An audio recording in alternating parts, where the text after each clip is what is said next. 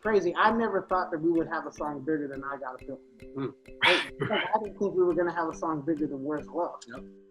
Now here we are, like, well, we outdid ourselves and we out as a trio. Because there was a lot of people that didn't think that thought the Black Eyed Peas couldn't do it as a trio. They thought we could only have pop culture success as a quartet. Right. So this moment right now is the most proudest moment out of our whole entire careers. The Black Eyed Peas have been getting nominated for VMAs for the past 20 years now, but this was the first ever performance in the main show. First of all, it was long overdue. This interview is an honor right now. How did it feel to finally hit that VMA stage? It felt really good, you know, like I remember sitting in the audience back in 1998, 99, 2000, 2001, 2002, right, all the way up until we won our first MTV Music Award, and always wishing to be on the stage.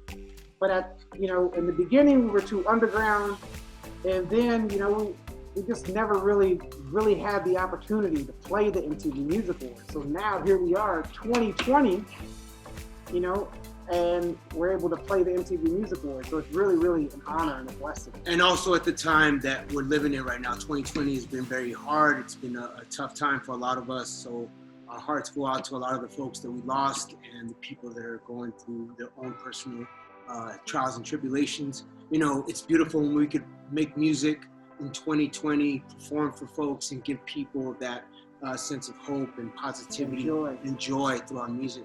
That's wonderful, man. Yes, that's a big treat for the fans, especially to see the Black Eyed Peas perform at the VMAs. During a time like this, it means a lot to a lot of people. And I want to go back to what you said a little bit earlier, Will, about that first VMA win, when you guys won the VMA for Best Choreography for Hey Mama. Walk us back through what the energy was like back then for that video. We were honored to be the first iPod iTunes commercial with Apple. That's crazy. That really took the song to another level. And it was directed by Fatima Robinson. And I remember meeting Fatima Robinson in a club when we were 18 years old. And she had already worked with Janet Jackson.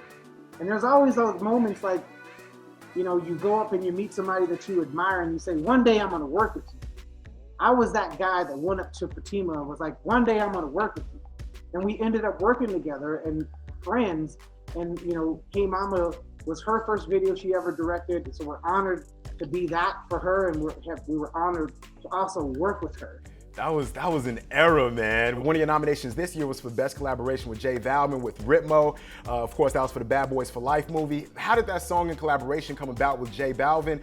And what was it like working on that music video with him? Working with J Balvin is like working with a kindred spirit.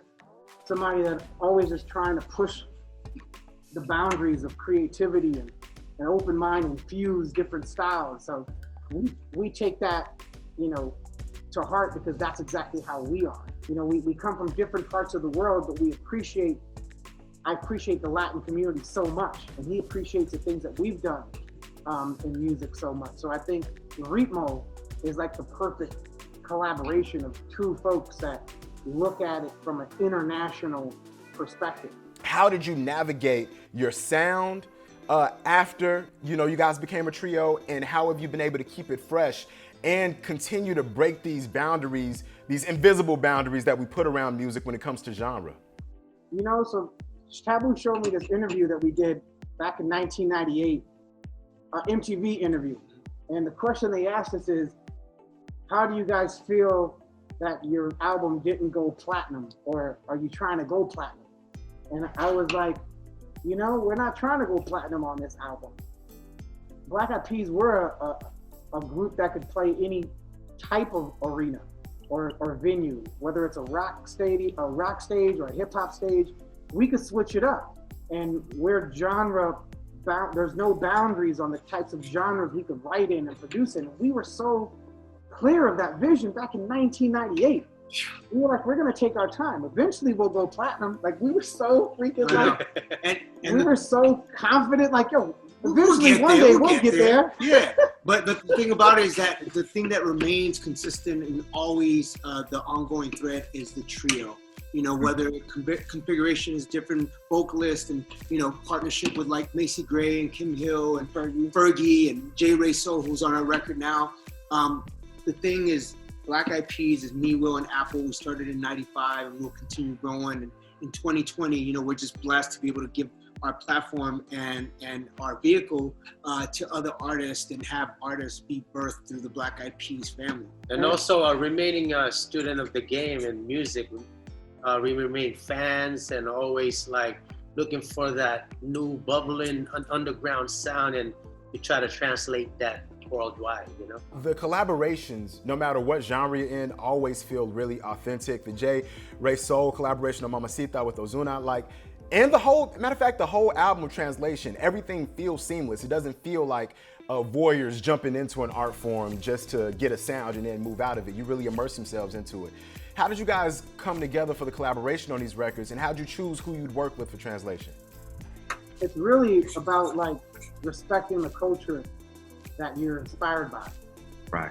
It's about truly collaborating and being open-minded to their suggestions and adding to culture, not just taking from culture.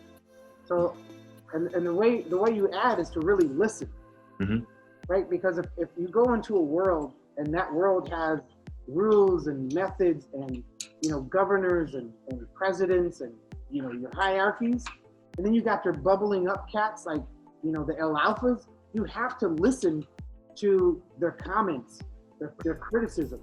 And then at the same time, you just don't want to do exactly what they do. You want to add to it. And that's what makes a healthy bond.